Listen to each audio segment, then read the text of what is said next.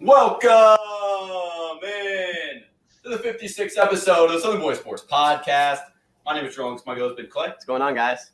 And very special guest. If you keep up with us over on Twitter, it's at @so_boy_sports over on Twitter. We have got you could say the receiver at the University of Tennessee coming into 2023. Our main man, Dante Thornton. Dante, appreciate you a lot for joining us here on episode 56. I know a lot of Tennessee fans, a lot of college football fans. Looking forward to hearing from you here on the 56th episode. So appreciate you joining us. And, means a lot, man. Oh, yeah, no problem. Yeah. So we've got Dante here on to the show. Mm-hmm. All right, and let's just jump right into it. All right, you're a D1 athlete now, played at Oregon, played at Tennessee, and we'll get into all that stuff a little later on. But I feel like every player who plays at a high level always has a little bit of a story about how they got into football. You know, whether it's their dad or grandpa, whoever it may be, getting you into Pop Warner or flag football, whatever it is. Just talk a little bit about, how you kind of got invested in the game of football, how it all kind of started for you, and, the path to D1, I guess you could say. So my father put me in football when I was 4 years old. Me and my younger brother. I was 4, my little brother was 3. So from that point on, I played football my whole life. I started off playing tackle. I never got to play flag and all like that. I got playing tackle football. But I was 4 when I first started. And then for the most part, I was just playing it because I just wanted to have fun playing the sport. And then once I got to high school, it started to get more serious because we're getting offers and all that type of stuff. So that's when I started to take the games more serious and more than just a game that I loved, that a game that I needed, I could use to change my family life. So when I got to high school, that's when my perspective of the game changed. Yeah. And, you talk about high school. We'll get into your offers and all that stuff, committed to Oregon. We'll get to all that. But, I was actually looking through your 24/7 page, and if you're familiar with 24/7, there'll be people under it and they'll be like, this is his comparison. This is where he's going to go in the NFL draft as we predicted. And I don't know if you keep up with the NFL, but they got your player comparison to Kenny Golladay from the Giants. I saw that. Yeah. So I just want to get your thoughts on that. I don't know if you keep up with the NFL a ton, but let's get your thoughts on Kenny Golladay. And then if you've got a player in mind that you would compare yourself to, who would that player be? I don't really got too much to say about Kenny Golladay. He's a good who I would compare myself to, I really don't know right now. I feel like the way that I've been playing lately and the way that my game has changed a lot in the past. Because before I would compare myself to Julio Jones, what I say now is more on the side of a Justin Jefferson. Okay. Yeah. So Yeah. I say a combination of the two. Yeah. That's a good NFL player right there. A combination of Julio and Justin Jefferson. You played high school ball. Talked about 24/7. You played your high school ball in Baltimore. So you played high school ball over there, and you had offers from Georgia, Tennessee, all those schools kind of close to Baltimore, right? Maybe in tight quarters. And you end up committing to Oregon, which is across the freaking map. So take us through your commitment to the University of Oregon. I know there's a lot of stuff that went into it, obviously, but great school, great football program, great facilities, all that stuff. But what led you to Oregon, and ultimately committing across the country, coming from Baltimore? So first, I'm gonna say it was crazy because actually I was committed to Arizona State and Oregon at the same time, but I was only verbally committed to both of them. Yeah. I took my visit to Oregon, and then it really shocked me. My whole life, that was my dream school, so I had the opportunity to go out there for that visit. And once I got there, it changed my whole mind. It changed my mind for everything, and I was sold on going there after that. Yeah.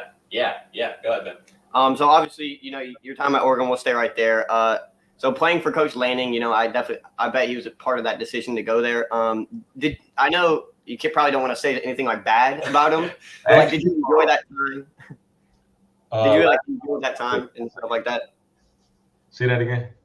So playing for Coach Lanning, did you enjoy that time? And I know you don't want to say anything bad about him, right? But I know, how did you develop over at Oregon?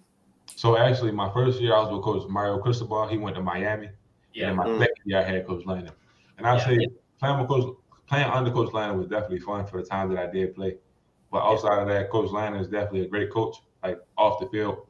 And I say the whole staff are off the field like that. So that's one thing I did like. It was just on the on the field side of it. That's where things didn't really go as planned for me. So that's why I felt like I needed to remove myself. Yeah, for But sure. overall, I definitely say I had a good time. Yeah, for sure. Moving on to Tennessee, you going to Tennessee, I know they had a great offense last year. We saw great receivers like Hyde and Tillman. What went into your decision to bring you over to Tennessee? I'd say like the top two things that really draw me in there. One, they had the number one offense in the nation. Right. Yep. And then like the relationship that I had with their receiver coach, Coach Pope, and Coach Holiday, OC, and then Coach Hype. Basically, that relationship that I had with all of those, I felt like it was a very family-oriented affection that I got from them, and then that made me want to be there even more. Yeah, and you mentioned Coach Kelsey Pope. He's obviously been over there for a couple of years. I know, Ben, you mentioned Jalen Hyatt, Cedric Tillman, both those dudes kind of came out before you got there, but just talk about, I know I see a lot of wide receivers who come out of Tennessee, guys who transfer into Tennessee, whatever it is. Kelsey Pope's the guy. A lot of people love Kelsey Pope, rave reviews over there in the wide receiver room. So walk us through what it's like playing for a guy, not only Josh Heupel. We'll get to Josh Heupel and Joey Halsley and all those guys, but Kelsey Pope, just as an individual, as a wide receivers coach, what's it like playing for a guy of that caliber? I ain't gonna lie, Coach Pope, that's my dog. But playing under Coach Pope, you gotta be strong to play under Coach Pope. Yeah. Every single day he gonna push you, like no matter if you gonna like or not like what he say, he gonna push you every day, and he gonna make you uncomfortable playing out there, which is not a bad thing because that's how it's gonna be in the game. You're gonna be very uncomfortable in game situations. But if you get put through that in practice the way he do it, when you get to the game, it's not gonna feel like anything. So I definitely say Coach Pope is really a great coach. Yeah. Well, now we can kind of get into Coach Heupel. We talked about Halsley and Pope and all those guys. Well, let's get to the head coach.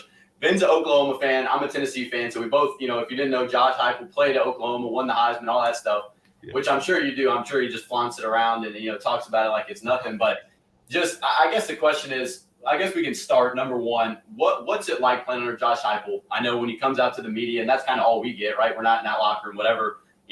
All we get is, he seems like a nice guy. Obviously had a really good season, past 2 seasons, I should say, with Tennessee. But under Josh Heupel, as a student athlete, what's it like playing for a guy like that? He seems like a great dude, great coach. But from a guy in that locker room, what's the overall, chemistry and foundation of what he's doing over at Tennessee? I say it's great playing under Coach Heupel. Like, this is the first time that I played with a coach. I say every coach care about their players and stuff on and off the field, but playing under Coach Heupel, he really cared about us on the health side of things. Like, he want to do whatever is best for us to keep us healthy while still maximizing the things that we can do on and off the field to get better. Yeah. Well, I say that's the number one thing that I like about Coach Heupel, that he really cares about his players on the field and off the field, but also wants to take care of us. Like, he doesn't want us to be out there running all hard, messing out legs and things like that. He wants us to be able to make it for that Saturday. So, we might have hard practices, but they won't be to the extreme where our body will be so dead. And that's one of the things that I really like about him. Yeah, and I talked about his Heisman campaign, right? I think it was 2003. 2003, he won that Heisman Trophy. Is there any kind of banter inside that quarterback room? Does he go around talking about that a lot, or is that just something he kind of lays low with? Nah, he don't really like flaunt or anything like that. But everybody knows. It's like everyone knows though. So yeah. Just kind of like a silent thing. Yeah. All right, so we kind of covered the things, you getting to Tennessee, playing at Oregon. Now we're in fall camp, right? I know when I was talking, with your guy kind of organizing, this interview, it's tough, right? It's a tough schedule. And even when I said fall camp, your face kind of lit up. So, number one, I know you guys really have kind of started. I think you're doing 2-a-days at Tennessee right now. But I know the fall camp headlines I've seen, there's been a lot of, you're wearing jerseys, wearing shorts, but like you said, Heupel's a guy who's going to kind of try and take care of you. But, what has been the biggest difference that you've seen coming over from Oregon, right? It's a little bit hotter out there sometimes, a little bit more humid, different weather out there. What's the biggest difference you've seen coming to Knoxville, playing in a little bit of a different fall camp situation? I'd say that it's completely different. Like, it's nowhere near the same. Like how I said, like Coach Hype really take care of his players. Here, like, if there's any type of like anything, like you might feel like your toe hurt or something like that. If you tell them that and communicate with them, they're gonna make sure that you're okay. They're not gonna force you to keep playing through injuries and things like that. They're gonna make sure that you're good at the end of the day. So I say that's one of the biggest things that, like, when it comes to like taking care of us. Like, at my first 2 fall camps were hard as on the way. Like this fall camp is hard now, but it's not as bad because he take care of our body, like the rep counts and things like that. the way that I practice around here is totally different than the practice that I had before, but it's in a good way. Yeah, yeah. And then I know Ben's got a question. We got a couple questions to wrap you up here. But a lot of people, I'm not sure how consistently you keep up with people talking about Tennessee over on Twitter, but a lot of people have kind of taken notice, right? You wore number 11 at the beginning of the fall, right? You had that number 11 practice jersey on, all that stuff. And recently you switched over to number 1, right? So all your visit pictures, all that stuff, you were wearing number 1. And so now you've changed back to number 1 in fall camp. Number 1, is that going to be a permanent thing? Let the Tennessee fans, is that going to be a permanent thing? Number 2, what kind of came behind that decision? Is it just number 1 wasn't available, or, what was going on there? Number 1 is going to be my permanent number. There we go. Initially, I was going to get number 1, but then of having so like my whole life I wore number 11. So like you see, right, that's the black jersey. That's a youth football jersey, and then that's high school. So I wore it my whole life. So when I knew that I had the opportunity to get number 11 for spring ball, I was like, I wouldn't mind getting number 11 instead of number 1. But initially, I came in wanting number 1 because I couldn't get number 2, which is my last number that I wore at Oregon. Okay. Yeah. Right. Yeah. All right. So moving on to the quarterback room. Obviously, QB1 over there is Joe Milton. There have been debates on him. I bet you trust him. Debates on certain things. I think he'll have a great year, but what do you see in him? And he's ready to lead that team, isn't he? He's definitely ready to lead the team, man. Yeah. Joe has the strongest arm and on this planet. Like nobody I would agree. Yeah. So I don't have no worries. Joe know what he's doing. Our offense is good. We know what we need to do to be good, and he's just leading us there. So I don't got no doubt in Joe at all. Yeah. Well, I'm a Tennessee fan, so I've had no doubts this whole time. We had a couple of doubts coming from over here, but on the other hand, in the quarterback room, talked about Joe Milton. You got a true freshman in there, right? You got a true freshman in there, and if you plan on playing next year, whatever it may be, those guys coming up after you, they're going to be playing quarterback or wide receiver for him, right? So Nico Imialiava, 5-star, comes in, really highly touted, really big name. He's coming in, playing 7-on-7s in pajama pants and sunglasses and doing all this stuff. And a lot of people got eyes on him, right? So what's it been like playing with a guy like Nico so far? What's that drive in the quarterback room? Because obviously I think he probably knew coming in Joe's going to be the guy. But, Nico's going to be the guy of the future, in my opinion. So, what's it been like playing with Nico, playing with a guy who's, 5-star, highly touted, and all that good stuff? What's that been like? It's been good. Like you said, Nico was looked at a lot coming out of high school, number 1 quarterback in his class, I think. But Nico, of course, he's a freshman, but he's picking up on everything quick. Like I just got here too, so we both were in the learning process. But he's picking up on things really quick, and he's actually showing that he can play on the field. Like, yeah, of course, we're gonna make mistakes with our first time out there, and you got to get used to the speed of the game and things. But Nico is doing things that I feel like most quarterbacks who have been in college for a long time can't do. Like, yeah, Joe probably had the strongest arm that I've seen ever, but Nico is right behind him. So it's like, Nico he might not start this year and all that stuff because of Joe, but he following behind Joe and learning from him is gonna make him even much better. So I feel like Nico definitely have a bright future in front of him. Yeah, I got you. And the last question of the day, trying to get you out of here under 15, 20 minutes. Again, appreciate you joining us here. You're new to Knoxville, right? You're coming over from Oregon. You're not really familiar with the area. I got a lot of family from Knoxville. I'm a Tennessee fan. So, my question to you is, if there's people who are listening, they're stopping by for a game at Neyland Stadium, I'm going down there the next time, whatever it may be. What's the go-to place to eat? Go-to place to eat. Where are you telling the fans, to go to before the game? Before the game, I don't really know because the place that I go to is a soul food place, and I always go there later in the day. So, but it's called Ola Southern Cuisine. It's a soul food place. Okay, really good. Yeah. All right, take note. Take note if you're listening. Go get you some Dante Thornton. He recommended it, so go hit that place up when you're in there next time. Yeah. All right, well, Ben, this has been wide receiver of the Tennessee Volunteers, Dante Thornton. Dante, we do appreciate you joining us, man. No problem. And go have a big season. Go Vols, baby. I appreciate it. Yeah, no problem, man. Have a good one. That was receiver of the Tennessee Volunteers, Ben Dante Thornton. He joined us here on the 56th episode. Make sure to go follow him over on Twitter at IamDTJ11 over there, and his Instagram at 11 _ double underscore there, Ben. And we got the second half of the episode to jump into. We got Nebraska, Florida State, Oklahoma. Well, you can get a guy like Dante Thornton. Got to get his interview in there. But Ben, any objections? You're throwing some shade over Joe. Okay, Milton. don't do that. No. Hear me out. Drew writes the questions. Okay, I literally before the show I was like, I don't want to stir anything up with this Joe Milton question. He gave me the two most controversial questions, asking me about Oregon and why he left, and then all right, man. Asking you him can ask about Oregon and why he left without being controversial, though. He set me up. He talked. I was like, Lanning was there. Lanning wasn't there the first year. He's like, no, Lanning was there. I come out here ask the question. He was like, obviously, Cristobal recruitment. I was like, oh no. It wasn't that bad though. It was again. Big shout out. No, he to was Dante. a great guy. Great shout out to Dante. Make sure to go check out that soul food restaurant he recommended.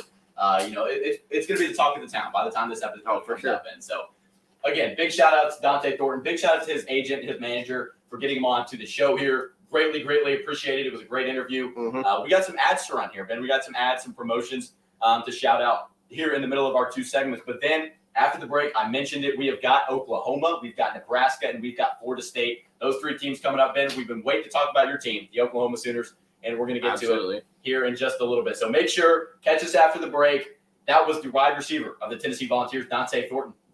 See you after the break. Welcome back in from the break. 56th episode of the Southern Boys Sports Podcast rolls on. Again, big shout out to Mr. Dante Thornton, dude. Freaking loved having the guy on, man. Absolutely. That was great. We had to do it a little differently. We're back to our normal setup, but no disrespect to OBS. All right, no disrespect to OBS. But if you're a gaming YouTuber, if you're anybody who does anything with guests on OBS, man, you deserve all the freaking love in the world, man. Because you're somebody different if you can do that. Because it's trippy. We have multiple questions over here. Yeah, somebody answer our questions, you know what I mean? Technical difficulties loomed large. But we did get Dante on. We did have a pretty solid 15 to 20 minute interview over there. And so you obviously listened to it. Hope you guys enjoyed it. We'll have clips up over on TikTok, over on Twitter, hopefully on some Instagram Reels as well, and all that good stuff. So Dante Thornton, we do appreciate you joining us. Skip back a couple of seconds and go listen to his handles because I'm not going to reread those. But, Ben, are we ready? We got 3 team previews. I know we talked about it a lot. Yes, we did. did. We've got Nebraska, we've got Oklahoma, and we've got Florida State. A lot of red today. 3 teams with red colors, 2 with maroon. And a Cheez-It Bowl matchup from 2022. Yeah. That did not go in Oklahoma's favor. I don't think it was a great game either way. It was 6 versus number 13 team in the country. Yeah, it was a good game. It was a good game. So who do we want to get to first? I know we've got a couple banners here to throw up on the screen. It's always a technical freaking fun time to try and throw those banners up. But Ben, I'll let you pick. Who are we going with first? Coming off the heels of, an interview that's hard to be topped at this point. I mean, Nebraska Cornhuskers. Let's go to Nebraska. Let's go to the freaking Nebraska Cornhuskers. Adding on, we also have that great rivalry between Nebraska and Oklahoma on here. I always think back to that song. Good job, Drew. You're so smart.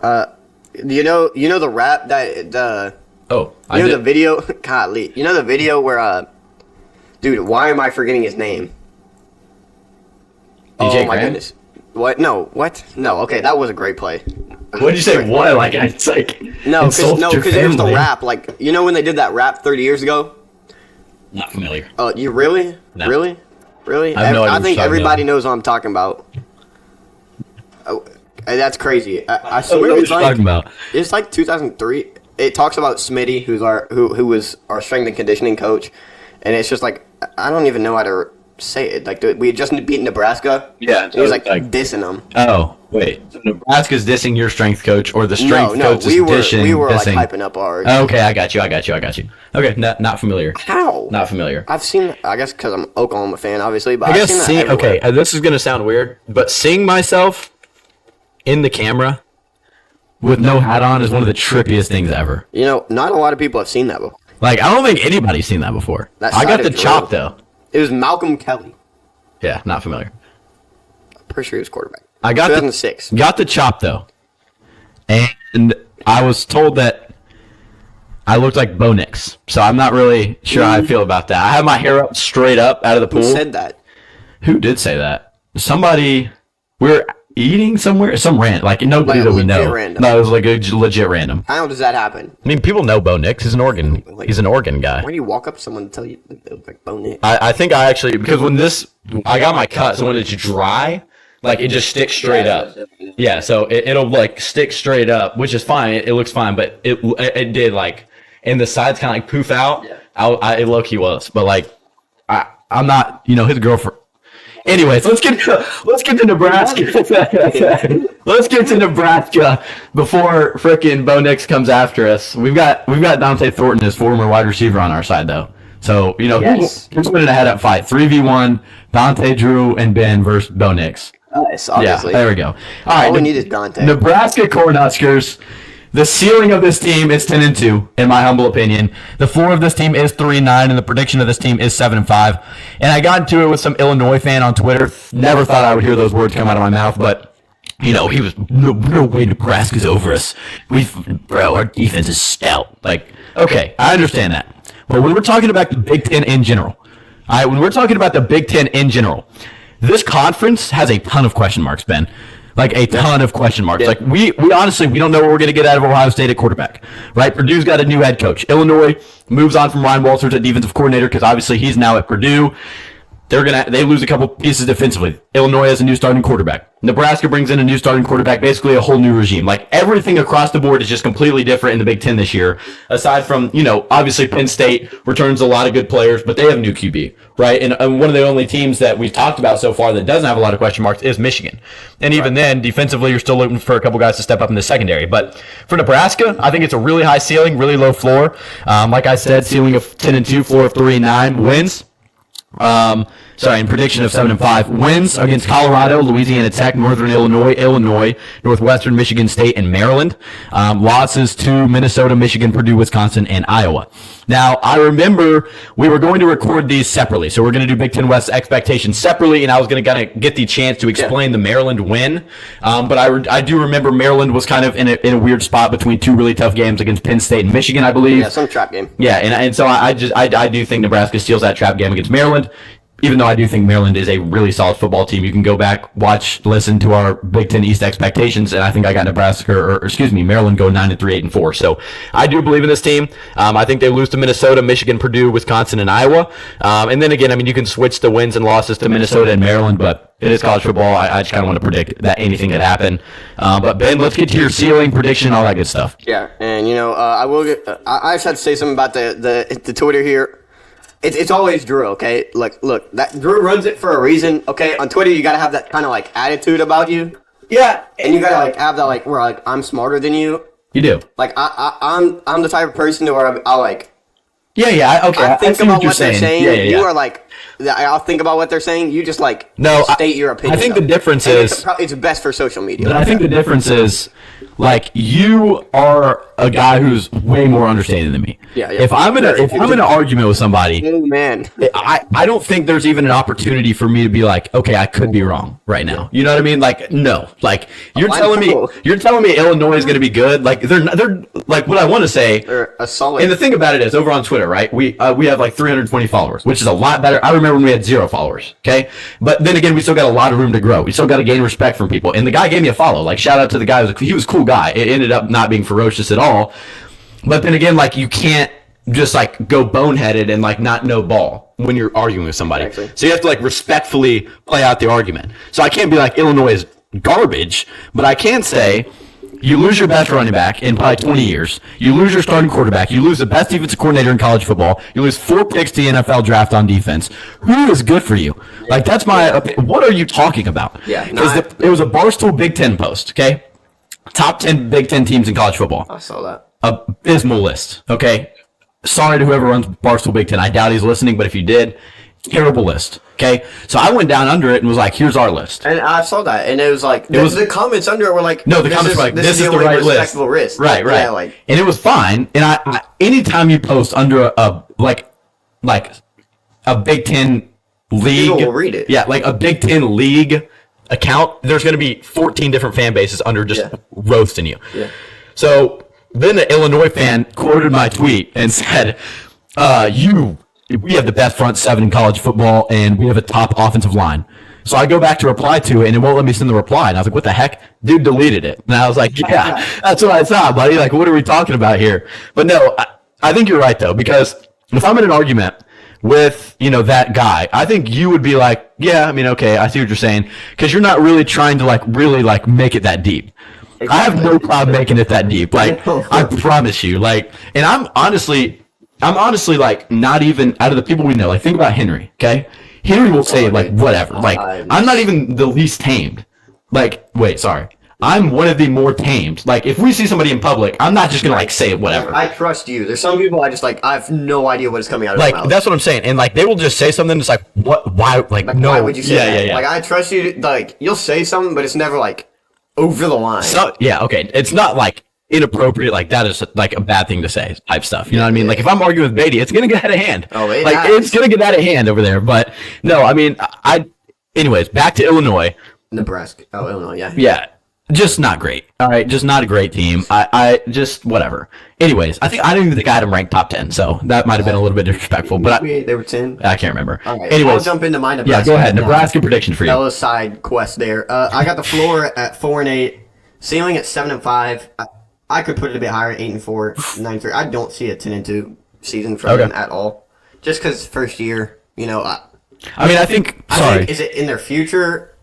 100%. Way better odds in the future. I think this team, God, I don't know why, but I really believe in this team. I think if I had to pick a team to buy the lot, I think I have it written down. Here's the thing. Maybe not, but Scott Frost had the potential to win so many games. Matt Rule is a way better coach than Scott Frost. Yeah, Scott Frost is way better players than Scott Frost had. So, I mean, he's doing what they need to do to win those close games. And I trust Matt Rule way more in those situations. And, I mean, if you think about it, right, he was at Baylor, he was at Temple. And when I listened to J.D. Buckell, who played with them, under him at Baylor, that conversation, he just seems like a great guy, right? And when Josh Pate of 24/7 CBS Sports, he was at Big Ten Media Days, had him on, Helen kind of, and he's just a guy I think he's there for his players. You know what I mean? Yeah. And it's hard to bet against the guy because you're going to get people to play for you. When we heard Dante Thornton talk about, Heupel's a guy that a lot of people want to play for. Kelsey Pope is a dope guy. People want to play for him. I think it's just hard, especially in college football. If you're a player's coach, you're going to succeed a lot of the time. If you're in the NFL, obviously it didn't work out too much to be a player's coach. He had a subpar career in the NFL in Carolina, but I just think he really has the potential to make this team into not maybe a blue blood like they were in the past. A lot of people see him as, but I think he has got them in the top half of the Big Ten at least. Get back to the top half of the Big Ten. Like Nebraska like that? No, I'm just saying 1,000,000% a blue blood. I know, but I'm just saying some people think they're not. They haven't been good in a lot of years, so they're not a blue blood. No, right now. Not right now. Like in the past, all time, sure. Yes, they're a blue blood. I think they have the most conference championships. Yeah, in college football. Trivia question. Yeah, and but no. I really do like Matt Rule. When he was at Baylor, he had a couple rough seasons, 2-10, then 6-6, then 10-2. Same thing at Temple, right? It's a straight incline. I think he's going to do the same thing at Nebraska. I like this saying, but if the Jimmies and Joes aren't there for Nebraska this year, I'm just not sure they can get it done. That's why my ceiling's high, because these boys come out hot. If Jeff Sims does his job, if Billy Kemp catches on fire, Anthony Grant, all these guys get hot, they've developed a lot, then we can see a 10-2 season. Yep. Yeah, the floor might be a little rough at 3-9. I think they're probably 4-8, 5-7 floor. But prediction-wise, 7-5. I think they have a very solid year one. I think Matt Rule kind of increases what he does in year one, and 2024 is going to be a rough one in the Big Ten. The floor is that low just because I would say there's 2 guaranteed wins in there. Guaranteed. Louisiana Tech, Northern Illinois, Northwestern. So 3. Yeah, 3. So, I mean, we've seen it last year. They just couldn't pull out those games no matter what. Sure. And I mean, obviously, completely different team. Yeah. And I'm really excited to see this team. I do have them going 6-6. Fair. I respect the 7-5. That's perfectly fine with me. And like you said, Matt Rule coming in, definitely looking to change the culture over there for sure. I guarantee you, Nebraska's giving him room, giving him time to work with. So even if we don't see a major incline here, I think that Nebraska trust them, and I think that's fair for any program right now. Yeah, I think they definitely got a big trust in them, and I think definitely you're in a 2023 season where you're just on the brink of conference realignment. So we're talking about. Talked about that. I know it's kind of crazy. I mean, and I heard JD Pickell talk about it. Like, it's not impacting us right now. Like, we got freaking ball to talk about. We got time. Until conference realignment swings around. But yeah, I mean, in a brief way to talk about it, like Oregon, Washington, right? Those big boys are joining the Big Ten, right? I mean, like USC, UCLA, those boys are joining the Big Ten. Like, Nebraska's gonna have to compete, man. They're like, you're gonna have to be a really elite team to be able to compete in this conference, and it's turning into a thing of the SEC. Like, there's not a week off, right? It's not, and even more now with Texas and OU joining, like Tennessee, they don't really have a lot of weeks off, right? I mean, even Vanderbilt's improving. They're not an auto win like they have been in the past, not the past 10 years for Tennessee, but for a lot of teams against Vanderbilt, where it's just like, okay, count that as a win when we're doing schedule predictions. Now, I mean, you're looking at Florida, Missouri, like, okay, maybe this is maybe a toss-up game. Yeah, like it's not like you're just going to get free win after free win. And you're going to get less of those now in the Big Ten because you're not going to be playing Northwestern week in and week out in that terrible Big Ten West. You're going to be playing against USC, UCLA, Oregon, Washington, Michigan, Ohio State, like all those teams. It's going to be hard to get a week off. And yes, you're going to get some more favorable games, but then again, it's a gauntlet, dude. Because I think, especially with the 12 team, I mean, if you don't go 10-2, you're probably screwed. I think 1 seed with Wolseley. So seed though is probably. I don't know if divisions will still be a thing. No, I don't. So I mean, but either way, that probably just hurts you more. Yeah, that's what I'm saying. It's just like top 2 teams, and then it is what it is. You have to be able to be a very what am I trying to say here? Elite. It eliminates the middle of the road teams. You have to be a top consistency team. That's what I'm saying. Yeah. There's no time for you to just have a bad game. You just can't. And there's no time for you to have a bad couple of seasons. You know what I mean? Because if they have a good year in 2023, let's say they have a 9-3 year in 2024, and then let's say they win 11 games in 2025. Okay, and then they have a bad couple of years where they're trying to rebuild and they don't get the same recruiting classes. That you kind of just fall by the wayside because it's going to be hard to build yourself back up in a conference where you're having to play some of the best teams in college football week in and week out. And I mean, even you want to talk about a team, Maryland, right? They have the potential to be really good for the next couple of years. Iowa is always decent, right? Minnesota, Purdue always at least can beat you at week in and week out. So Nebraska has to separate themselves from being a mid, just okay Big Ten team to being a team who's going to be able to compete with Michigan, Ohio State. And when you see a team like Minnesota on this schedule, yeah, they're going to beat this team by 20 points. They have to get themselves to a point of not dominance, but to a point of like, you're a top 3 team in the conference, top 5 team in the conference. Because if you want to compete with the USCs, the UCLAs, the Michigans, the Ohio States, you can't drop games to Minnesota and Purdue and Illinois and all those teams. For sure. And that's exactly what we're saying. Like, you have to come in every week and play your best ball. And if you want to, let's put it in terms of, for us in baseball, right? For us in baseball, when you play tough teams week in and week out, like, how do you anticipate that we get any better? You know what I mean? Like, we have no one's coming to our school just to play baseball. Let's talk about Northwestern.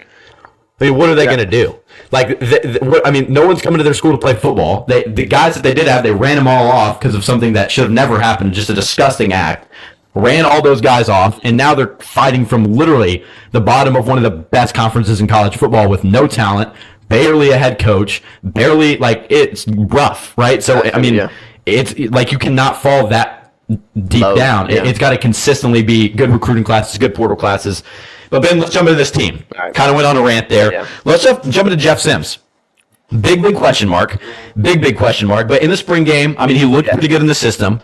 I think they've got to really expect him to be able to pass the ball a little more competently than he has in the past couple of years. Just kind of bad passing the football. At Georgia Tech last year, 1,100 yards, 5 touchdowns, 3 picks, was a little bit hurt. But, they lose a couple people to the portal offensively. But I think Jeff Sims, you got to use his legs correctly. I think that's really important. But, you've got consistent, very decent running backs. You got a good receiving core, so you can't just run the ball all day with Jeff Sims. I think he's going to be able to pass the ball, spread the ball out, a lot more balanced of an offense from Nebraska than I think a lot of people are anticipating. Yeah, and like we've seen, they did it last year. Anthony Grant was a dog, and they're really trying to help out Jeff Sims as well as they can. They bring in Eric Gilbert out of the transfer portal. I mean, he's going to be a beast. They are trying their best to make it comfortable for him. To be not just a rushing quarterback. And, sure. At Georgia Tech, he kind of showed flashes of that, but they're kind of looking for him to be able to lead the team on both sides of the ball, and just like not both sides of the ball. I don't know why I said that. I was like, Jeff Sims, the Iron Man, playing both sides of the ball. I meant like both terms of offense, like passing and rushing. I know what you mean. Yeah. Like know what he's doing on both sides and like showcase it. I guess I don't really know. I kind of messed up and I'm already lost here. But I will say, sorry to cut you off there. No, you're fine. Felt like it was necessary. Yeah. Wide receiver room, though. I mean, Xavier Betts, Malachi Coleman, Marcus Washington, the 4-star Ben, the 4-star freshman from Nashville, Tennessee. Probably not going to see a ton of rip Nebraska fans, but Demetrius Bell, the man from around our area. But one of the guys that I was really impressed by, and I think a lot of media and a lot of people that I listen to and a lot of people that have written for Nebraska websites that I was reading coming into this episode, Billy Kemp IV, the UVA transfer, I think is really one of the better pieces on this football team. You lose Alante Brown to Michigan State, who we talked about in Big Ten East expectations.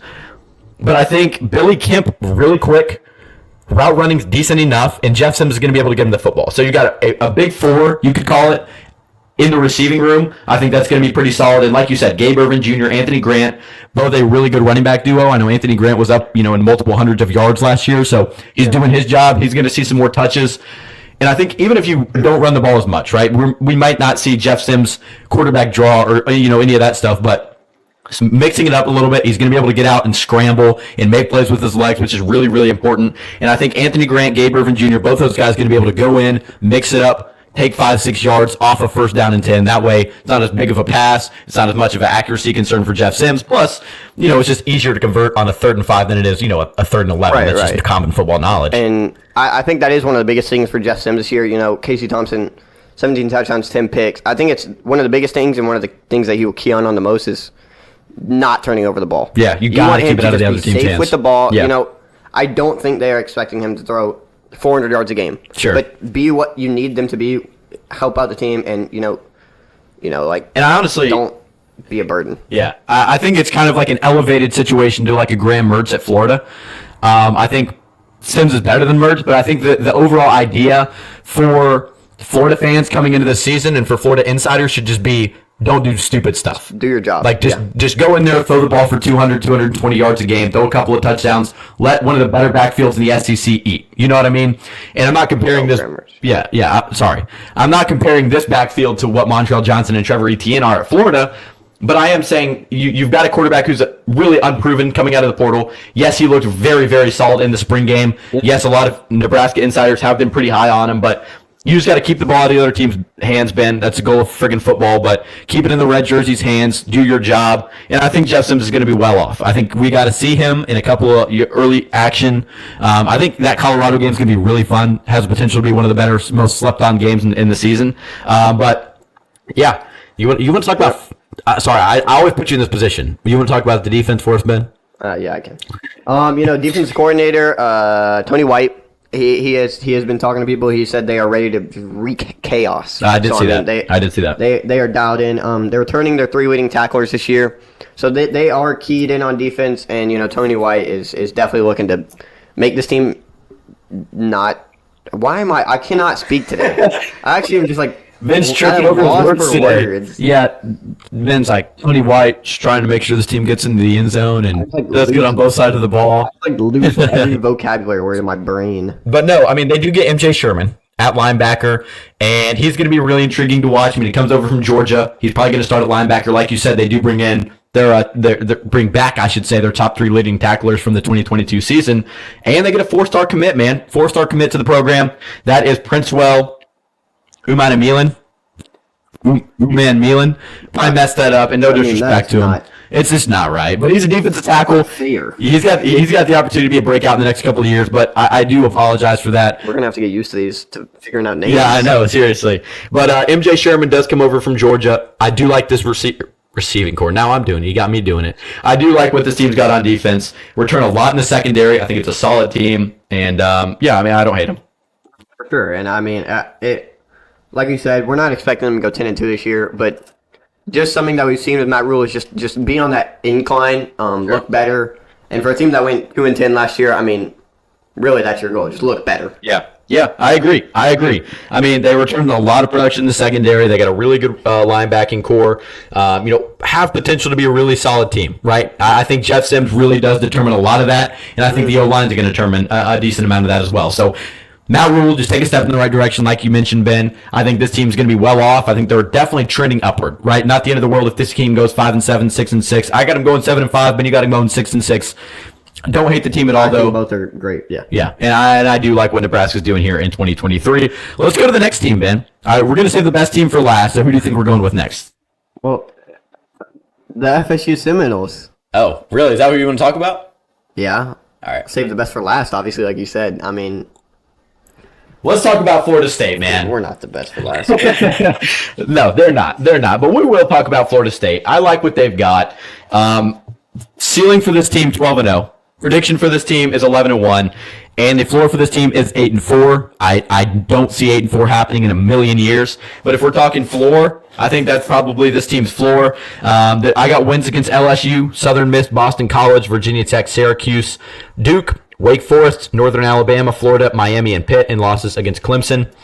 Now, I will say, before you get into your predictions and ceiling and all that good stuff, a lot of LSU fans were salty in the LSU prediction video that we posted over on YouTube. I mean, I think that's our most viewed video, and it's a couple good comments and a couple comments littered. We're not losing to FSU. We're getting revenge on them this year. Fair. I'm not like we're not hating on that because I mean I would say that is the most debatable game on the schedule. Sure. Yeah, and two teams that were kind of like not hyped up last year and came in and absolutely showed out. Yeah, I agree. But now they're both on that level, so I'm super. This game is going to college football. I'm so ready for it to be back. I'm so ready to watch and this if you're game. listening, Ben's just smiling away over here. He like worked himself into a smile. You were just talking normal, and then you like start talking about it. Smile, man. The face lights up. Watching some football. Loss against Clemson. That game is so tough to pick. I think we continue to talk about it. It's so tough to make a team go 12-0 in your own mind. And I think that Clemson's got the opportunity to do it. I think Dabo Swinney's just got experience winning. I think this team's got experience winning. I think this team sneaks one, and it's going to be a really tough road to make the college football playoff. If FSU loses 2 games, I think 1 game is doable. My toss-up, so LSU, Clemson, and Duke. And I put Duke. I don't know if that's really a toss-up. I have it here. Maybe not a toss-up, but definitely a sneaky trap game for Florida State. And I think a sneaky trap game for any team in the ACC. Yeah. But, I mean, Florida, Miami, Pitt, like all those games will be relatively close. I think they handle business, though. And Florida State, 11-1 in 2023, Ben. Yeah, I almost have the same thing as you. I got the ceiling at 12-0, Florida at 9-3, and I've got them going 11-1. My loss is I'm just not sure about who. But LSU could be the loss, Clemson could be lost, maybe those both. So, I mean, really I'm just not sure. I don't see them losing to any other team on the schedule. But you never know. They could pull like a UNC and just fall apart at some point, like that Clemson game. Yeah. Just tears them apart and Virginia Tech sneaks one. Like, that'd be unbelievable. If Grant Wells and Virginia Tech beat frickin' Florida State this year, I'd be flabbergasted. Ridiculous. Yeah. But this team is so star-studded and loaded. I mean, this is going to be a good football team. The names, they have so many, not household names, but me and Drew could probably name their like whole starting offense. I mean, I could say, I think I have one or two sentences on this Florida State team. So do I. First, my offensive thing, I said Jordan Travis, Trey Benson, Johnny Wilson, Keon Coleman, Jaheim Bell, dogs. That's all I wrote. It's true, though. I mean, it's true. Keon Coleman last year with I won't say terrible. I won't even say so-so. A relatively above-average quarterback in Peyton Thorne. We'll see what he can do at Auburn. But he's not a guy who's just an absolute beast, right? He's not a guy who's ripping it up. He's not a guy who's just tossing the ball around the yard. He's mid, okay? He's decent. He's not a bad quarterback. He's not great. And Keon Coleman caught for almost 800 yards and 7 touchdowns last year in a system that really wasn't designed for him. You know what I mean? And they had a couple other great receivers, and he was wide receiver 1 for MSU, and a lot of people know that. He's a huge... Jaden Reed, but I mean, I would still say Keon Coleman was probably the number one guy. Keon was better, but I think Jaden Reed was still wide receiver 1 in their eyes. Maybe, but huge impact player though. I mean, getting him to commit to Florida State out of the portal over teams like I think A&M, Ole Miss. When we talked with Josh Newberg, I think 12 episodes ago, he was down to Ole Miss and Florida State, yeah, for sure. So I mean, I do like Keon Coleman. I do like Johnny Wilson, and man, I love me some Trey Benson. Yeah, love me some Trey Benson, and I mean Jordan Travis, man, he's got the opportunity to really put this team on his shoulders. He really does have the makings of a really good college quarterback. I mean, when you think about balance, you think about, well-versed quarterbacks. I think of Jordan Travis almost off the rip. You know what I mean? It's honestly, I definitely do. I mean, I think Joe Milton, good quarterback, strong arm. That's what I think about him. When I think about Michael Penix, good quarterback, pass heavy. When I think about Bo Nix, I think, decent at everything, not great at everything. I think about Drake May, Caleb Williams, and Jordan Travis as three of the most diverse and the most well-versed, I should say, quarterbacks in college football. There's nothing that these guys can't do. If you want Jordan Travis to take off around the defensive end, the Florida game last year where he had like 8 highlight running plays. Yeah, 8 out of 10 times he's getting around that edge and pushing up the field and helping this team out. Mm-hmm. I really do think he's one of the most versatile quarterbacks in all of college football. There's a couple guys up there with him. Heisman winning quarterback Caleb Williams is one of them. And Drake May, obviously, inside his own conference. But other than that, there's not a lot of guys who can get out and do what he does on a weekly basis. So I think Jordan Travis can win a bunch of games for this team. And like I said, man, Trey Benson, that's my boy. I know. You want to talk about a player we want to get on the pod next? We have our guys from this team. I got Johnny Wilson. Yeah. We got Trey Benson. Yeah. We have our guys. Dante Thornton was an absolute blast. Trey Benson would be an absolute blast. That would be a fun one to get on. But anyways, I digress. Really fun offense, Ben. Yeah, of course. And I mean, they are able to do anything. Like seriously, like they can do whatever they want. They can get vertical up the field because they have Johnny Wilson, who's 6'6". They have Keon Coleman, who's above 6 foot. And then they have 6'5". And then they have Jaheim Bell, who's also ginormous. How do you cover that? 6'6" and 6'5". Yeah, I know. And then Jaheim Bell, who can potentially 6'7". Yeah, I mean that's a red zone nightmare. Red zone nightmare. Plus, you want to just spread everyone out down the field. Then you got guys who can get you underneath. Yeah. So Jared Verse is a game changer on defense. If we want to move over to the defense, I mean Darrell Jackson Jr., Gilbert Edmond, Braden Fisk, all these guys transfer in from Miami, South Carolina, and Western Michigan. Yeah. They've got a very solid defense as well. I mean, a lot of people are talking about this offense, how high-powered they are, how star-studded they are, including us. But I would say this defense, and Jared Verse especially, has potential to be one of the better defenses in the ACC. Especially, I was just trying to I got you. Emphasize my words there. Yeah. They bring back Fabian Levitt too, who was great. And ACC Defensive Rookie of the Year. Didn't know that was a thing, but Patrick Payton. Yeah, he was a dog last year. They do lose Jamie Robinson, who was a dog. Sure. But they do bring in Fintrell Cypress, who man. Him and Greedy Vance are going to be dangerous. Yeah, and like you were saying, this team, I mean, they ranked 20th nationally on their defense was not bad. I mean, they held teams. Their defense was not bad, but their coordinator got ripped a lot the past couple of years under Mike Norvell because he came over with him from Memphis, Adam Fuller, and a lot of people have been a little bit A lot of people have criticized him early on at FSU, but 20 points per game. That was good for a top 25 in college football last year. They had 12 turnovers, including fumble recoveries and interceptions. Those two combined is what I count as a turnover. They had 12. Greedy Vance had a couple picks. Finchell Cypress was all ACC at Virginia. He had a couple of picks. This defense is. I really do enjoy this defense. Mm-hmm. Sorry, kind of hit you with a swing on you there. I know, and they have playmakers on that side of the ball, and they're doing what they have to do to get better too as well.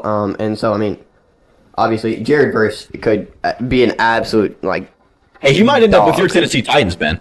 He might end up with your Tennessee Titans. I've seen things where it's mock draft. Fifth overall Jared Verse. The Titans drafting top 5. He has the potential to be amazing anywhere, on the college level and NFL. Yeah. So they are looking for a great season from him, and so the defense has a lot of playmakers, and I'm excited to watch. And it just made me laugh because if this is your first time listening to us, first time watching us, you may not recall, but it was one of the episodes deep in the offseason. Okay, we were talking about the future of two programs. That was Oklahoma and Texas A&M and Florida State. Yeah. And we're talking about the future, the recruiting classes and all that good stuff. And it came up, we talked about Jared Verse, and I quizzed you. And I said... Oh, that was so dumb. And I said, where did he go to school before? His FCS program. And Ben couldn't get it, so I told him it was Albany. And Ben said Albany had a very solid program. I didn't say that. And he got absolutely butchered, man. No, I didn't. Butchered. It was pretty bad. By who? You? Me, Weston, Twitter. Nobody said that. Nobody said that. You want me to pull it up? I promise. There's a GIF. I posted a GIF of Stephen A. Smith. It's like, man, what you talking about? Or something like that. I promise. He loves to actually do me dirty. He actually set me up. Yeah. Anyways, Mike Norvell has changed this culture a lot. I think Florida State's definitely, changed just a little bit from where they were the past couple of years, kind of going 7-5, 6-7 games a year, winning those games. But they're going to have to win key games this year, right? We talked about it. Clemson, LSU, if they want to compete for the national title, compete in the college football playoff, got to win those games against Miami, avoid those trap games and all that good stuff. So will this team compete in the future, Ben? I guess is the biggest question, because they're gearing up. Top 5 class in 2024 cycle. They just landed 5-star safety KJ Bolden. He looks like an absolute beast. Also landed 5-star tight end Landon Thomas, and a myriad of 4-star recruits in a very, very good class. Number 4 class in the 24/7 ranking. So I like what they got. Big pickup of KJ Bolden this past weekend. Dude, this team, I think Mike Norvell's definitely changing what they got going. Oh, for sure. And I mean, it is looking so up for this team, and the future for them is so exciting. One thing I'm questioning is quarterback right now. After Jordan Travis is gone, maybe I trust Mike Norvell after you seeing what Jordan Travis has done. There's probably going to be no problem. They did just sign, or not just sign, but they brought in 4-star Luke Croman something. Yeah. And so they're looking around, and I trust that with the weapons that they're able to bring in right now. Quarterback is just do what you can do. Yeah. We've seen that from Jordan Travis on the way he's able to make massive steps. So this team, they're great at developing, and it's been clear to see. And so any player that goes into this program has been coming out way better. True, yeah. Norvell is developing guys. He's doing the right thing over there. Like I said, like we both said, got him going 11-1, like what FSU is doing in this season. Let's get to the best team for last, according to Ben. If you can't, I do not have them. If you're listening, you can see my air quotes. The best team for last, but no, Oklahoma Sooners. You don't have them going 12 now? I don't. I think their ceiling is 11-1. I think their floor is 6-6. I think their prediction. I know their prediction for me is 9-3. Wins against Arkansas State, SMU, Tulsa, Cincinnati, Iowa State, Kansas, Oklahoma State, West Virginia, and BYU. Losses to Texas, UCF, and TCU. Toss-ups to Kansas, UCF, TCU, Texas, and Oklahoma State. There's just so many toss-ups. No, that's completely fair. I have the ceiling at 10-2. Florida. You got it lower than me. I was higher on them than. All right. I've got them going 9-3 though. I don't think we lose only one game. Just because I'm second year, still some. I think with Dylan Gabriel at quarterback, we're not a one-win team or one-loss team. So. No hate to him. I love the guy, but just because I said that. I've got wins against Arkansas State, SMU, Tulsa, Cincy, Iowa State, Oklahoma State, West Virginia, BYU, and TCU. Okay, so you think you're losing to Kansas, Texas, and UCF? Yeah, I've got losses to Texas, really UCF, and Kansas. I hate it because I'm a fan that is very I need to see it first. This team last year, I was so worried last year, and it kind of worked out. It kind of looked right, except. After the Nebraska game, I was like, "Oh, we're a 10-win team," and then we just. So you're saying you were expecting the team to be kind of. You were saying you were expecting the team to be kind of buns, and they were kind of buns. Right. Okay. And this year I'm expecting us to be above average. Average. Well above average. I agree. The schedule though is favorable. Like if you were to make a push and really turn up, and Dylan Gabriel was really that guy this season, the schedule is definitely there. Like I mentioned, a lot of toss-up games. I think you probably beat Oklahoma State. I don't really think that's a problem. But then again, we don't really know what they have. Their quarterback could be slinging it. We just don't know. Texas, definitely a toss. Kansas, debatable. But I think UCF and TCU both toss-ups. Yeah. I do think they're a 2-3 loss team. But the schedule, like I said, Ben, like we continue to say, is pretty favorable. Yeah. And, this Texas game, I voice crack while I'm saying it. That's how much it scares me. As long as we don't lose by 49, I think it's a step up. Yeah. Last year was just something ridiculous. But I think both teams are way different. I think both teams. It's going to be a much better game this year. Is that the game that Quinn Ewers gets binged? Yeah, maybe. Yeah, Ben. If you're new, Ben has this burning feeling Quinn Ewers gets binged. I don't. But let me ask you a question. All right. Bold date. I got this written down. What is the overall? You're an Oklahoma fan, okay? What's the overall mentality around this program? What do you think should be a fair? Not punishment, but just assumption of Brent Venables if he only wins 7 games this year. Let's say he loses Kansas, UCF, TCU, Texas, and Oklahoma State and goes 7-5. For me, what's a fair assessment for fans? For fans, I don't think I honestly don't think I would not put him on the hot seat yet. Realistically, but I think For me, I think he has a bad year, like 7-5. Like, I'm mad, but I'm giving him one more year. If he goes 7-5 again, he's gone. I think you do have to kind of start looking like, is this guy really going to take us to compete in the SEC? And that's fair. That's completely fair. But I like what he's doing, and recruiting has been. I agree. That's very excellent. True. Yeah. So there's things that I've seen. The culture there looks so much more exciting. So much, just looks more like a family to me, which I think is great. I think he's a player's coach, which we've seen works out. And so I like what he's doing over there. 6-6, obviously, but I think there's still some of Lincoln Riley's guys, and I think we're filtering those out. And I think it's understandable if he goes 7-5. It's understandably mad. Like, I understand that completely. But the thing about Venables is he accepts that. He understands that. He's like, it's my fault.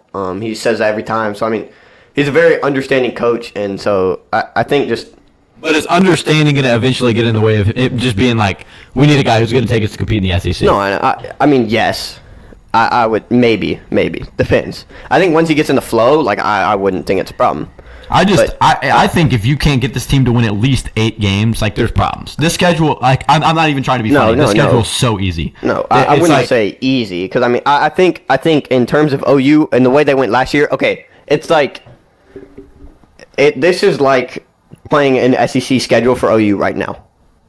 Like, we could lose to SMU. We could lose to Cincinnati. We could lose to SMU. Yes. Not anymore. Not without Tanner Mordecai. They have Preston. I mean, Preston Stone's a good quarterback. Okay, but we could lose to Cincy. We could lose to Iowa State. We could lose to Texas. We could use Iowa State. They just lost their quarterback. I seriously don't care. We can lose that game 10-7. I've seen it. happen. That's true. I don't like. We somehow just lose. Like it's so unbelievable. It's like an NCAA 14 sim when you're like a 96 overall and you'll go in and like sim the game. It's like SES Southeast and like lose. Or you'll play like you'll be like a 95 and you'll play like 86 overall BYU and they'll beat you by like 14. Just screw your season over. Like I just don't understand. Like I love Oklahoma, but dude, we cannot win. But I think you're actually going to the opposite of like bias. You're actually going like. No, I'm not like a Tennessee fan where I'm like, all right, everyone chill. We're gonna beat Georgia. I'm never saying that. We can, you can't. That's the difference. There's a fair difference between we could beat Georgia and you couldn't. You just said you might lose to Iowa State. Tennessee beat Iowa State by 45 points. We beat them by 80 points, dude. Okay, but I still think we could beat y'all. You think you don't think you can beat Iowa State and you think you could beat Tennessee? Yeah. No, I didn't say I didn't. No. You're completely betraying that. I said that we could lose. I think we beat them, but I said that if we have like a terrible game, which we've seen, we went 6-6, we could lose. But like, Aaron Beasley's eating Dylan Gabriel's friggin' lunch, dude. Do we play out in 2024? Maybe. Oh my God, Nico and Jackson Arnold. It's at Neyland, or no, it's not at Neyland. It's at Gaylord. So I mean, we're home. Why would you do that? I'm sorry. Why would you do that? It just makes me laugh every time. Anyways, no, Dylan Gabriel, let's jump into the team. All right, Dylan Gabriel, year 2 under Jeff Lebby, same offensive scheme with Brent Venables. And the thing is, like, counting stats-wise, the kid wasn't bad, right? I mean, he threw for 3,100 yards, 25 touchdowns, 6 picks. But I think if you watched OU play, okay, like, no jokes, and I have to continue saying that disclaimer because I'm really not trying to be funny. Like, there were moments where you're like, what the F are you doing? No, that is more like, where you would scramble out and he would just throw the ball over someone's head. Like, it was just, like, dumb things like that he could have been, like, he was right here and he could have been right here. So I think the ceiling for Dylan Gabriel is really high this year. I think people kind of got to stop sleeping on the kid because we saw what he could do last year at the Power 5 level. 3,000 yards and 25 touchdowns ain't bad. 5-to-1 touchdown to interception ratio ain't bad. Like, the kid is not a bad quarterback. He's got a new and improved offensive line, I would say, and he's got the opportunity to kind of come out, show people that he's a little bit different and a little bit better than he was last year. Right, and Dylan Gabriel's a guy. You bring up his stats and you're like, oh, he was 100% solid, and he was solid. Yeah. But the difference was, as somebody watching the game, is that he didn't help you secure a win. Yeah. Though, like, 2nd and 10, and he missed the pass to go 3rd and 10, and you're in a terrible situation. Sure. That's what was there. Obviously, I will say there was plenty of drops from people and receivers. Like, yeah, that made you the most mad. I mean, you would text me and be like, "We just dropped another one." That TCU game, bro. Holy dude, shoot. I cracked my phone because of it, dude. It's so like dumb. When Max Duggan took off like 70 yards. I know. It's like, what are we doing? It was unbelievable to watch. Actually, I stopped watching it. No, we were down like 28-0.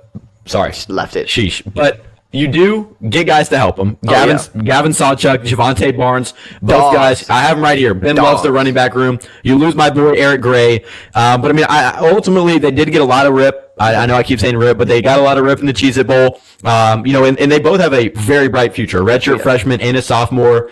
And I know you're really high on them, so I'll let you chirp on them. I love the RB room. Yeah. And, it brings in both. Javante Barnes will bring a run up the middle and just plow through you. And Gavin Sawchuk has that explosiveness. Yeah. I think it's great in the duo, and I love that. Last year, I think in the FSU game, they both ran for 100 yards. And, like two running backs running for 100 is just unbelievable. And they were a true freshman and actually, they were both true freshmen. A redshirt and a true. Redshirt and a true. And so, I mean, they're great. And, obviously, Venables, that is one thing I will highlight. He brings in great running backs. Yeah, he does. We just got Taylor Tatum to commit for 2024, I think. Yep. And so he's a dog. Venables brings in those type of RBs. As we've seen with Eric Gray. I mean, Eric Gray developed huge last year, and I love seeing him, watching him play. I came in and I was like, dude, Eric Gray is not the guy. Marcus Majors is better. End of the year, I was like, dude, just give it to Eric Gray, please. And I think this year especially, you take a lot of pressure off the running back room. I think the pressure is there. You're going to have to run the ball a lot. You've got two running backs who can run the ball a lot. Yeah. But now, right, you have Jalil Farouk out wide. There we go. Who's going to be wide receiver one. Big Jalil Farouk guy over there. I wouldn't say that. No, but I was pointing over the receiving room is the one thing to look at. And look, the thing about this room is that's especially kind of different from a lot of teams is it's not even inexperience, I don't think, because you've got a couple experienced guys. Like seventh-year Drake Stoops. And Andrew Anthony has been around for a while at Michigan. Caught a couple of passing at almost 100 yards last year. Caught a couple of balls his first couple of seasons over there. Mm-hmm. You have Drake Stoops, like you said, Ben, who's been there for 25,000 years. Yeah. He's been consistent. Had a lot of slot receptions. Like he's done a lot of things for Oklahoma in the past couple of years, but he hasn't been a wide receiver one, wide receiver two for them, right? So now he's going to be expected to step up into that role. And Brendan Thompson transfers over from Texas. He may see a little bit of rip too. So like the wide receiver room in general. That was Oklahoma State. No, Texas. Texas? Yeah, right. We did get him, and we got what's his name? We got another 4-star who flipped from Texas. Peyton Bowen. No, that was his final two though, right? No, it was Oregon. If I'm not mistaken. Committed to Oregon. Decommitted. He didn't sign the letter. Oh. And then committed to OU the next day. There we go. But no, I think this wide receiver room does have a lot of potential. Farouk, Stoops, and Anthony, all three guys who, like I said, I've seen time, have caught footballs, have been in college football action, just haven't seen wide receiver one, wide receiver two, wide receiver three type moments. And it should be a good room, right? I think Dylan Gabriel is going to be well off. Plus Blake Smith transfers in from A&M, and your boy Austin Stogner coming back from South Carolina. Right, and this room, there's plenty of names that I would know, nobody else would know, but there's plenty of names like LV Bunkley Shelton, who we got from Arizona State. I saw his name. He could be interesting. He's like Jaden Gibson, who's a receiver that we haven't seen much. He's a beast though. He's like he's 6'5", he was kind of a skinny guy. 6'5", 193, like dude. He's a dog. That's what I'm saying. Like, holy. He has potential, and it's something like I've seen him before, and most people haven't, but I've seen him step up and stuff like that. And JJ Hester also, and somebody also put down was Jaquaze Petaway. Almost stuffed the name up there. He was a true freshman coming in. I've seen things about him. His connection with the quarterbacks has been great. And so I think he could actually see some PT. He's a true freshman, so I like him over there too. And on the O-line, my boy coming over from Tennessee, Wanye Morris, he's now gone. Yeah. Anton Harrison, they both go to the NFL, and then obviously you enlightened me. What'd you say? Nothing. Bray Walker transfers out of the program. Yeah. So now you've got three new starters. I I was looking into your offensive line, looking into the coach, and Bill Bedenbaugh. Dude, he produces. I was about to say, he's produced some solid guys, man. I wanted to ask you about him, get your opinion on him. Bray Walker's at Texas State. Who? Bray Walker's at Texas State. Really? He went from a 5-star at Tennessee to Oklahoma. Bray Walker went to Tennessee? Did he? I don't think that's so. literally what you said. No, you're talking about Wanye Morris. Bray Walker committed. He was at Oklahoma, and he's at Texas State now. Yeah, that's rough. But no, why do you transfer from Oklahoma? You do get Walter Rouse at tackle. Stanford transfer, 6'6", 330, all Pac-12 honorable mention, and a freshman All-American. Big get for them. I know they got a guy from Appalachian State, a couple guys, but I wanted to ask you specifically about Bill Bedenbaugh because the guy produces, man. He produces 100%, and he I don't know about best O-line coach, but he has the best at producing NFL talent in O-line as an O-line coach. Like we've seen, Jason Kelsey is at a big just show out. I mean, he's been everywhere nowadays. Lane Johnson's everywhere. Creed Humphrey's everywhere. You know, a bunch of guys like Orlando Brown, Trent Williams. Jason or Kelsey went to No, Cincinnati, not Kelsey. right? Who was I talking about? It wasn't Kelsey. Creed Humphrey I think I was went to thinking of Creed Oklahoma. Humphrey. I was not talking about Jason Kelsey. Jason Kelsey went to Cincinnati, I That's believe. just so wrong. But yeah, I mean, he's produced so much. You know, Trent Williams is probably the best O-lineman in the league. Yeah, best tackle in the league. He is everywhere. And you know, we've continued to produce. And so Beanball, yeah, he's great at producing NFL talent and developing those guys. Hey, let's go to defense. All right, and I'm going to start with a guy. I'm scratching off my lotto ticket right now for when this guy is an absolute dog and you're like, this guy's a beast, okay? It's Rondell Bothroyd, okay? Rondell Bothroyd comes in from Wake Forest. All right, he's a redshirt senior transfer. He's got a lot of experience under his belt, obviously. I mean, he's around 23, 24 years old. 15 solos, 6 tackles, and 2 forced fumbles at Wake Forest. And he's going to be your starting defensive lineman, one of them at least. He's wearing number 80 out there. He's going to be wearing number 80 out there, dude. Like I said, man, I'm buying my lotto ticket on this kid early. Bothroyd, man, I like what I don't know how to put it into words, but I like what he's got, bro. I like the thought, and you know, I think that is a 100% possibility. I don't know who will be starting on defensive line for us. And there's so many guys who I could see. So I think there will be a lot of flipping out. And I think, I'm sorry to cut you off. No, you're fine. But I think one of the things that Venables did really well, and if you weren't watching Oklahoma last year, we had Tyler McComas, who does radio in Oklahoma. We got a lot of insight. Obviously, Ben, you're an Oklahoma fan, so we talked about it a lot. It's just not getting pressure, right? Just not getting pressure at all. And so you get Bothroyd, who had 6 sacks and 2 forced fumbles at Wake Forest. You get Dasan McCullough, who we're going to talk about. I know you want to talk about him. But he was a linebacker who got a lot of pressure, 4 sacks last year. Like a lot of guys that are going to come in, get pressure on the quarterback. And I think Brent Venables did a really good job of covering those holes. And like, we need to get pressure on the quarterback, and he's got guys who are going to do it. And of course, that's why that is another reason why I'm super lenient on Venables. I mean, he's bringing in those guys. He's bringing in that type of guys. And so I think that Bothroyd, and like you've been saying, he's bringing in guys that Venables is a guy you don't see many four down linemen or defensive linemen. You know, you see a lot of flipping out and stuff like that. And so he likes rotating, and I mean, to have that type of depth is sensational for the team. And like we've seen, dude, OU's on the trail to get a bunch of defensive linemen. He brought from Clemson, dude, I'm forgetting his name now. Todd Bates. He brought Todd Bates from Clemson, who was a great defensive line coach. We're looking at a bunch of recruits. Venables himself brings in and produces defensive players at Clemson. When he was at Clemson, I should say, like crazy. I mean, he has a track record of producing some great defensive talent. Which is why the transfer to OU is definitely a positive lookout. I mean, yeah. A team that is quarterback you with a coordinator that brought in great defensive talent. I mean, it matches up well, and so the look for me is, I mean, we're bringing in David Stone. He's leaning towards OU. Williams Nawari is going to commit soon. There's a bunch of guys that, dude, I'm just so excited to see play, and hopefully commit to OU. Please do. and we have a bunch of talent coming in. Yeah, I like it all. Go ahead and talk about Dasan McCullough, though. I know we've been burning to talk about him. The Indiana transfer. Dude's going to be a beast. Freshman All-American last year. Yep. I mean, he is poised for a breakout year. He's already just had a breakout year, but he's poised for an even better year. And like we were saying, for a team that did not get a lot of pressure last year, I mean, this will be a major sigh of relief. Yeah. Just for someone that is consistent at getting pressure on the quarterback, getting in there, and, I need that as a fan too. Just to be like, yeah. I mean, Dasan McCullough comes in from Indiana, freshman All-American. You return Billy Bowman, Woody Washington in the secondary. Both guys were going to be really good. And 2 freshmen, the nickelback guys over there, Josiah Wagner and Peyton Bowen. Both guys who are probably going to be your 2 freshmen starting DBs at nickelback, and then ultimately work their way into the starting rotation in the actual secondary once they get a little bit older. But both those guys are going to see the field at least. Yeah, a little bit for sure. I think Peyton Bowen is going to. We're both hyped to watch. I'm not even an Oklahoma fan, and I'm excited to watch the guy play. Excited, dude. Yeah. That is a very good thing. Billy Bowman, he is a guy that they are definitely expecting him to be a great DB and safety.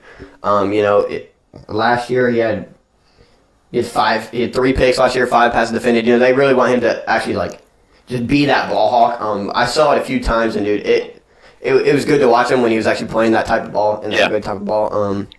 And another guy I will bring up, Danny Stutzman. 124 total tackles last year, 2 picks, 3 sacks as a linebacker. Yeah. He did it all, and I think he was a sophomore last year. So he's going into his junior year, and he was just great all around. Yeah. And so he's looked like I've seen on many social media things, he looks like that team leader that we've seen. And so I'm excited to see stuff from him. Yeah, man, I'm excited to watch Oklahoma play this year. I mean, it's definitely an effective, like when you talk about a team so much, you kind of, hype yourself up on them. So I'm excited to watch them play. If I'm an Oklahoma fan, I'm excited to watch them play. I mean, look, they're doing their job. Top 10 portal class, number 8 in 2023. You bring in guys, PJ Adebawore, Jasiah Wagner, Jackson Arnold, like all those guys in the recruiting class. Number 4 class in 2023 recruiting, 15th so far in 2024, which, recruiting rankings change. That stuff will go up and down, but I think they're trending upward. I think Venables is doing his job.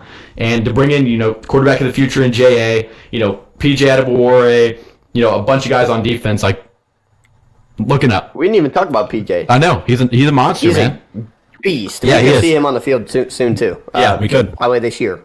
And, he's 6'4", 240. I mean, that he is a tank. So I'm super excited for this. I remember talking his commitment too. When he committed last summer, we were on it. I remember a bunch of stuff about talking about Oklahoma. I remember specifically his transfer portal season. I was like, if I could just get one guy, just give me Dason McCullough. And it actually happened. I was so happy. Yeah. Well, that has been the Oklahoma team preview here on the 56th episode of the show. If you listen to the end, man, we appreciate you a lot. Make sure to go follow us over on Twitter at @so_boy_sports over there. Follow us over on Instagram at southern_boy_sportspod. Getting active on TikTok. Getting some followers over on TikTok. Need some more, though. That would be much appreciated. Follow us over there at @so_boy_sportspod. 5-star review wherever you're listening, whether it's Apple, Spotify, whatever it may be. That would be greatly appreciated. If somehow, some way you watch to the end of this video on YouTube, make sure to like and subscribe. Subscribe for sure if you watch to the end of this video. And we do appreciate you, man. So Dante Thornton, big shout out to the man. He's a beast. For sure. He's a beast for joining us. First player onto the show. Big step in the right direction for the boys. And could not be more excited to have a guy who's going to be pretty prominent in Tennessee's offense. Oh, I'm excited. I'm excited to get to watch him play. I was excited to have him on. So Ben, any closing up thoughts here? We did a promo at the break. SBS 15 universitytraditions.biz. Southern Boys code at lastendhats.com. Both have got great things going over there. And great 3-team preview here on the 56th show. Great episode. We're funneling it in at under an hour. We are. Something that we love to do. Yeah, it's at 55 minutes. plus the interview. So it'll be never mind. It'll be like close. It'll be like an hour and 6, hour and 7, which isn't bad. It'll be like an hour and 20. No, an hour and 10. An hour and 10. Yeah, that's what I was saying. Yeah. But we'll be fine. I mean, okay, so let's think. We've got what? How many days till college football season?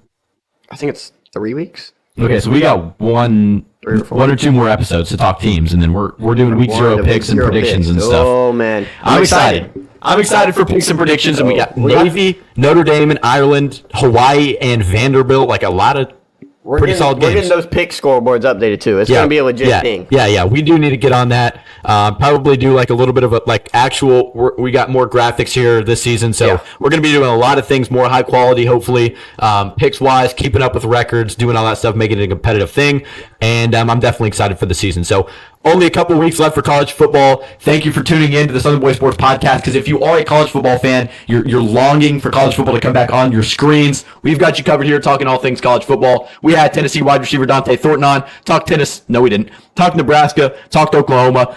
Talked Florida State. Yep. It was a great episode. Ben, any objection before we close it out? No, none. This has been the 56th episode of the Southern Boys Sports Podcast. Same time, same place, next week. See you, boys.